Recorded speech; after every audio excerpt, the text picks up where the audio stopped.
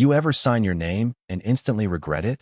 I'm not talking buyer's remorse for a busted old truck, or that feeling when you put your John Hancock on a gym contract.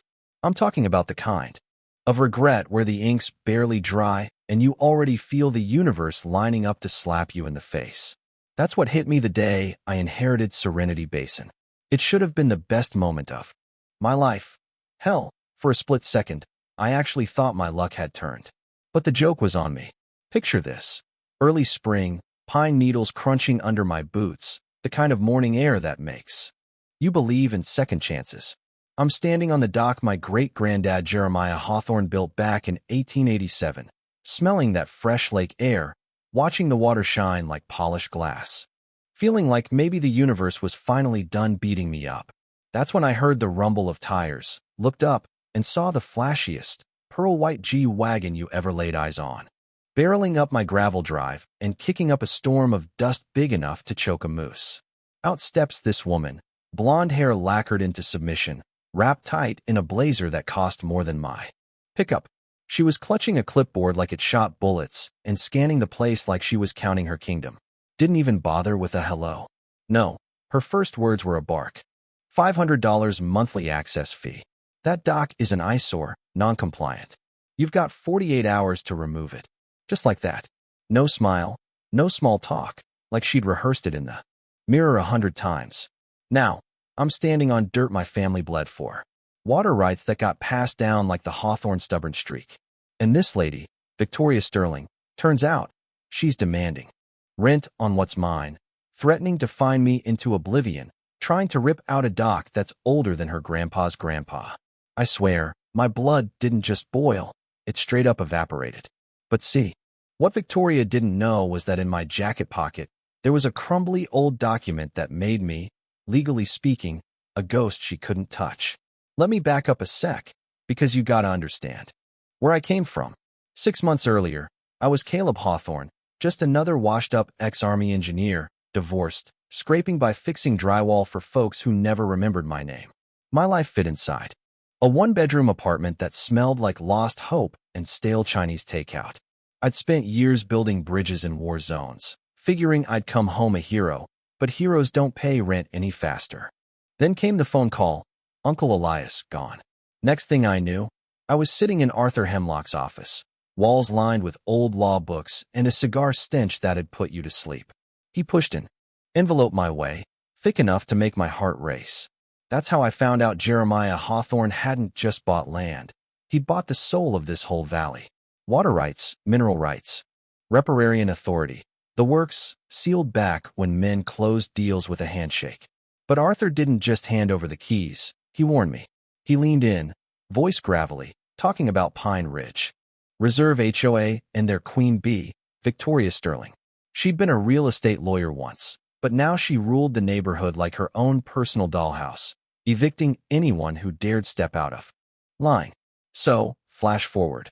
I'm back on that dock, watching Victoria slap a bright orange violation sticker on my truck like she was marking a corpse. She rattled off rules, fees, threats of foreclosure. But bullies? Bullies are the same everywhere, whether they wear designer heels or steel-toed boots. She threatened me with fines that'd wipe out my savings in a week. Thing is, she made a big mistake. She picked a fight with a guy who spent years reading government contracts, who's seen what real explosions look like. And she wasn't ready for what was coming. I wasn't alone either. See, resistance has a way of hiding in plain sight. Mrs. Higgins, 78 years old, eagle eyes, sharper than any lawyer. She invited me over for sweet tea, told me Victoria had pushed out 3 families last year, just to keep things exclusive. Then there's Officer Miller, a local deputy tired of watching Victoria's little regime play favorites, burning with a quiet anger you could feel in your bones. And Leo Vance, a baby-faced lawyer fresh out of school, so eager he nearly fainted when I showed him that 1887 deed. Victoria. She thought she'd won that first day, driving off in her G-Wagon and leaving threats floating in her wake. She didn't realize she'd just woken up a hornet's nest. I stared at that violation notice, fluttering on my windshield, and whispered, "Game on, Victoria." I meant it. First shot? Bureaucratic shock and all. 2 days later, a certified letter lands on my doorstep, printed on paper so thick. You could patch a roof with it, demanding a full environmental survey, compliance audit, structural assessment. Fine stacking up, 10 grand a day if I so much as sneezed wrong. I sat at my kitchen table, smelling burnt coffee and cold panic. Reading threats meant to bankrupt me before I could even call a lawyer. But here's the thing. Engineers look at problems like they're buildings. Find the load-bearing wall, knock it out, watch the whole thing tumble. I went to the county courthouse, spent hours in the dusty basement, digging through records until my fingers turned gray. And there it was, Jeremiah's original filing from 1887. Clear as day, my rights, locked in before HOAs, before the county, before half the state was even mapped. That document made me untouchable. I met Leo at a greasy spoon diner, smelled of hope and hash browns. Showed him the deed, the riparian authority clause. His jaw dropped. See, I didn't just own the shoreline. I had dominion over the whole water flow, meaning every green inch of Victoria's lawn was drinking my family's legacy. That night, my phone pinged. Emergency HOA meeting. Rogue property owner crisis. Leo grinned. She's scared. And that's when I knew it was time. Community center. That night, lights flickering, chairs scraping. Victoria at the front, flanked by charts and graphs, painting me as the villain. Environmental terrorist, she called me. A slob, a threat. I stood up, Leo by my side, briefcase packed with truth. Ms. Sterling, I said, using my old command voice, the one that stops soldiers in their tracks. Before you vote to steal my property, you might want to see the documentation proving this HOA is squatting on my land. You could hear the air leave the room. Leo laid out the papers, 135-year-old deed, ironclad. Explained that charging fees on pre-existing water rights wasn't just wrong, it was theft. Victoria's face went from smug to sickly gray. She tried to wave it off, a technicality, but the neighbors were waking up, starting to whisper. Where's our money going? Why is she fighting so hard? Victoria declared a recess, abruptly, and I knew right then. First blood was ours. But if you thought she'd give up, you don't know power-hungry people. 3 days later, a convoy of county vehicles idled in my drive like a SWAT raid, building inspectors, septic officers, environmental enforcers. Victoria had filed anonymous complaints about everything. Fake sewage leaks, illegal shoreline work, you name it. She thought she'd drown me in red tape.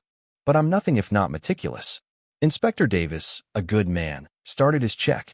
Turned out my ancient dock was safer than most new ones, my septic cleaner than Victoria's pool. I filmed it. All. Every inspector, every inch. Even Officer Miller quietly confirming every complaint traced back to a burner phone at the HOA office. The harassment was piling up, and it was starting to look criminal. That night, Leo stormed in, slapping a map on my table. A discovery, an old easement line running right through Victoria's pride and joy. Her gazebo, boathouse, and half her roses, all built illegally on Hawthorne land. The irony nearly made me laugh out loud. The queen bee was trespassing on my inheritance every single morning. But then came the real twist, money. Leo pulled public records, found a giant black hole in the HOA's accounts.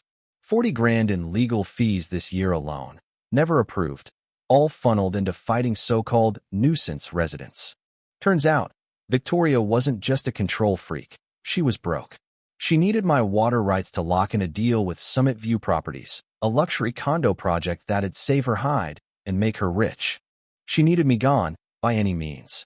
Legal threats failing, Victoria went dirty, hired a budget private eye, Detective Reynolds, to stake out my house.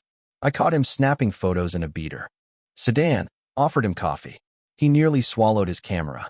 But then things got scary. Outboard motor on the lake at 2 a.m., my security cameras caught a hooded figure hacking at my dock lines with a serrated knife.